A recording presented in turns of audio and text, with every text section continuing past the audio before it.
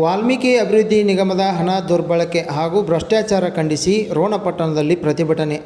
ಗದಗ ಜಿಲ್ಲೆಯ ರೋಣ ಪಟ್ಟಣದ ತಹಸೀಲ್ದಾರರ ಕಚೇರಿಯಲ್ಲಿ ಸೋಮವಾರ ರಾಜ್ಯದ ವಾಲ್ಮೀಕಿ ಅಭಿವೃದ್ಧಿ ನಿಗಮದಲ್ಲಿ ಆಗಿರುವ 187 ಕೋಟಿ ರೂಪಾಯಿ ಅವ್ಯವಹಾರ ಮತ್ತು ಭ್ರಷ್ಟಾಚಾರ ಖಂಡಿಸಿ ರೋಣ ತಾಲೂಕು ವಾಲ್ಮೀಕಿ ನಾಯಕ ಸಂಘದ ವತಿಯಿಂದ ಪ್ರತಿಭಟನೆ ನಡೆಸಲಾಯಿತು. ಈ ಸಂದರ್ಭದಲ್ಲಿ ತಾಲೂಕು ಅಧ್ಯಕ್ಷ ಬಸವರಾಜ ತಳವಾರ ಹಾಗೂ ಮುಖಂಡರಾದ ಬಸವಂತಪ್ಪ ತಳವಾರ, ಸಂತೋಷ್ ಕಡಿವಾಲ, ಶಿವರಾಜ್ ತಳವಾರ, ಶ್ರೀಧರ್ ನಾಯಕ, ಪ್ರಶಾಂತ್ ಹೊಸೂರ, ಅಂದಾನಪ್ಪ ಹೊಸಳ್ಳಿ, ಶರಣಪ್ಪ ತಳವಾರ, ಹನುಮಪ್ಪ ಕರುಮಡಿ, ಹನುಮಂತ ತಳವಾರ, ಎನ್ ತಳವಾರ, ರಂಗನಾಥ್ ಜಾಲಿಹಾಳ, ಸುನೀಲ್ ಹೊನ್ನೂರ, ಕೆ ತಳವಾರ, ಎಸ್ ತಳವಾರ, ಹನುಮಂತ್ ಬೇಡರ, ವೀರಣ್ಣ ತಳವಾರ ಸೇರಿದಂತೆ ಅನೇಕರಿದ್ದರು.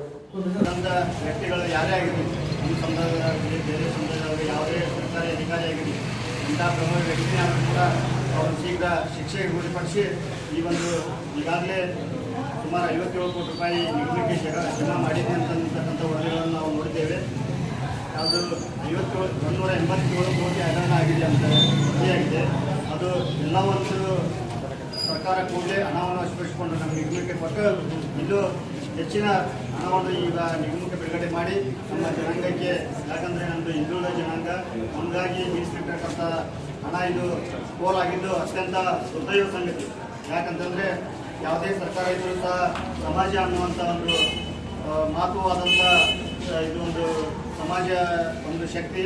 ಈ ಸಮಾಜಕ್ಕೆ ಅನ್ಯಾಯ ಮಾಡಿದಂಥ ವ್ಯಕ್ತಿ ಯಾರೇ ಆಗಿರಲಿ ಅವ್ರನ್ನ ಶೀಘ್ರ ಕಠಿಣ ಶಿಕ್ಷೆಗೆ ಒಳಪಡಿಸಿ ಸರ್ಕಾರ ಇದೊಂದು ರಾಜ್ಯದಲ್ಲಿ ಮಧ್ಯಸ್ಥಿಕೆ ವಹಿಸಿ ತಪ್ಪು ಮಾಡಿದ ವ್ಯಕ್ತಿಗಳು ಯಾರೇ ಆಗಿರಲಿ ಅವರಿಗೆ ಶಿಕ್ಷೆ ಪಡಿಸಬೇಕೆಂದು ರೋಣ ತಾಲೂಕು ವಾಲ್ಮೀಕಿ ಸಮಾಜದ ಪರವಾಗಿ ರಾಜ್ಯಪಾಲರವರಿಗೆ ರೋಣ ತಹಶೀಲ್ದಾರ್ ಮುಖಾಂತರ ಮನವಿಯನ್ನು ಅರ್ಪಿಸ್ತಾ ಇದ್ದಾರೆ. ಮಾಡಬೇಕೆಂದು ವಾಲ್ಮೀಕಿ ಜನರನ್ನು ಕೇಳಿಕೊಳ್ತೀವಿ. ಬಿ ನಾಗೇಂದ್ರ ಅವರಿಗೆ, ಬಸವನಗೌಡ ದದಲ್ ಅವರಿಗೆ ಈ ಮನವಿ ಪತ್ರವನ್ನು ಕೋಟಿ ಗಂಟೆ 187 ಕೋಟಿ ಸರಿಸುಮಾರು, ನಿಖರವಾಗಿ ಅಂಕಿಅಂಶ ಗೊತ್ತಿಲ್ಲ, 187 ಸರಿಸುಮಾರು ನಾವು ನೋಡಿದಂಗೆ ಹಗರಣ ಮಾಡಿದ್ದು ಈಗಾಗಲೇ ಬೆಳಕಿಗೆ ಬಂದಿದೆ. ಕರ್ನಾಟಕ ಸರ್ಕಾರದಲ್ಲಿ ಸುಮಾರಾಗಿ 187 ಕೋಟಿ ಹಗರಣವನ್ನು ಬಿ ನಾಗೇಂದ್ರ ಹಾಗೂ ಮಾಜಿ ಸಚಿವರು ಹಾಗೂ ವಾಲ್ಮೀಕಿ ಅಭಿವೃದ್ಧಿ ನಿಗಮದ ಅಧ್ಯಕ್ಷ ಬಸವನಗೌಡ ಗದಗಲ್ ಅವರು ಹಗರಣವನ್ನು ಮಾಡಿ ಈಗಾಗಲೇ ನಮ್ಮ ವಾಲ್ಮೀಕಿ ಜನಾಂಗಕ್ಕೆ ಬಹಳ ಅನ್ಯಾಯವಾಗಿದೆ. ಈಗಾಗಲೇ ಬಿ ನಾಗೇಂದ್ರ ಅವರನ್ನು, ಮಾಜಿ ಸಚಿವರನ್ನು ಅರೆಸ್ಟ್ ಮಾಡಿದ್ದಾರೆ, ತನಿಖೆ ನಡೆಸಿದ್ದಾರೆ.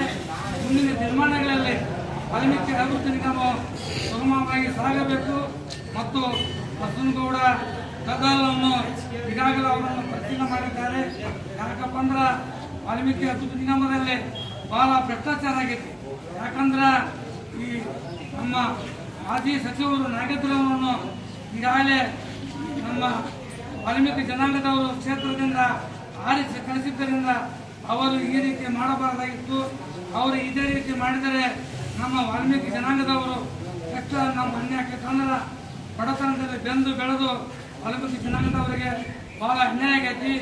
ಕೂಡಲೇ ಆ 187 ಕೋಟಿ ರೂಪಾಯಿ ಅಭಿವೃದ್ಧಿ ಹಣವನ್ನು ಮರಳಿ ತುಂಬಬೇಕು ಮತ್ತು ಪರಿಶೀಲನೆ ಮಾಡಿ ಯಾರೋ ತಪ್ಪು ಮಾಡಿದರೆ ಅವರಿಗೆ ತಕ್ಷಣ ಶಿಕ್ಷೆ ಕೊಡಿಸಬೇಕು.